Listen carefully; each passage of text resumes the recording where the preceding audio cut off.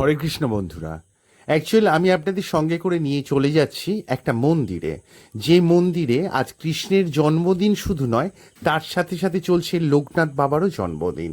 Actual এটা হলো রাধানগরের আমার একটা মামার বাড়ির মন্দির, যেখানে লোকনাথ বাবা বসে আছে শিবের পায়ের কাছে।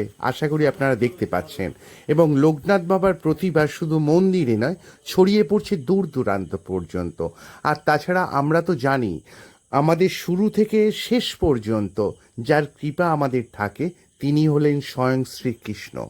আশা করি আপনারা ভালোভাবে দেখতে পাচ্ছেন আমার লোকনাথ বাবাকে। আগে ভালো করে দর্শন করে নিন, আমি তারপর দেখাচ্ছি। এই হলো সেই মামা যার বাড়িতে চলছে লোকনাথ বাবার জন্মদিনের পুজো। হ্যাঁ, তাই বন্ধুরা, এবার দর্শন করুন আমার সেই রাধাকৃষ্ণকে, রাধাকৃষ্ণ চরণকে, যাকে দর্শন করা মাত্রই আমাদের মন, আত্মা, প্রাণ সব জুড়িয়ে যায়। পায়েসটা খুব সুন্দর হয়েছে মামা। হ্যাঁ, খুব সুন্দর। খেয়েছি, 2-3 বার খেয়েছি, খুব সুন্দর হয়েছে।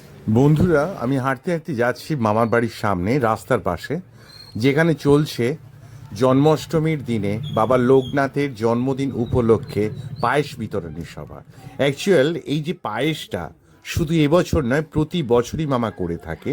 তো এবছরও করেছে সবারই জন্য। তো এখানে যত দর্শনার্থী আছে, শরণার্থী আছে এবং রাস্তায় যত মানুষ যাচ্ছে, সবারই হাতে তুলে দেওয়া হচ্ছে বাবা লোকনাথের জন্মদিনের পায়েস, সেই গোবিন্দভোগ চালের পায়েস। এটা শুধু পায়েস নয়, এটা দেখতে গেলে এটা ভগবানের আশীর্বাদ ও মহাপ্রসাদ, আমরা এটাই মনে করি। দুবার দুবার কবার গেছি। আচ্ছা, দেখতে পাচ্ছেন বন্ধুরা, ছোট্ট ছোট্ট শিশুরাও শ্রীকৃষ্ণের জন্মদিনে বাবা লোকনাথের জন্মদিনের পায়েস কত আনন্দ, কত ফুর্তির সঙ্গে তারা খাচ্ছে। আর শুধু তারাই নয়, অ্যাকচুয়াল আমরা সবাই, টোটাল গ্রামবাসী, আমরা অপেক্ষা করে থাকি এই দিনটা, এই মুহূর্তটার জন্য। কবে আসবে এই দিনটা? বন্ধুরা, একটা প্রশ্ন ছিল আপনাদের কাছে। অ্যাকচুয়াল ভগবান সব মানুষকে তো সমানভাবে সব কিছু দেয়নি। কাউকে দিয়েছে সুখ, কাউকে দিয়েছে অর্থ, কাউকে দিয়েছে সমৃদ্ধি। অ্যাকচুয়াল যে মানুষগুলোকে এইসব থেকে ভগবান বঞ্চিত রেখেছে, যারা খুব অসহায়, অর্থহীন, তারা নিজেদের মঙ্গলের জন্য কি করবে? তো আমি কাল দেখছিলাম একটা মহাপুরুষের বাণী, একটা মহাপুরুষ যিনি স্বয়ং শ্রীকৃষ্ণ আর রাধার বড় ভক্ত। তিনি বলছেন, একটা মানুষ যদি নিজের মঙ্গলের জন্য আর কিছু না করতে পারুক, সে যদি সারা দিনের তার কাজের মধ্যে থেকে মনে মনে স্বয়ং শ্রীকৃষ্ণ আর রাধার নাম জপ করতে পারে, মনে মনে স্মরণ করতে পারে, তো একটা মুহূর্ত আসবে যে মুহূর্তেতে অটোমেটিকলি তার সৌভাগ্যের চাবিকাঠি খুলে যাবে, তার মঙ্গলের সময় শুরু হয়ে যাবে, সে নিজে থেকেই ভীষণ অবাক হয়ে যাবে। জানেন তো বন্ধুরা, তিনি এটাও বললেন, কোনো সন্তান যদি তার পিতামাতার শেষ মুহূর্ত পর্যন্ত তিনিদের পাশে থাকে, তাদের সেবা করে, তাদের যত্ন নেয়, তাদের ভালোবাসে, তাকে কোনো তীর্থস্থানে যেতে হয় না।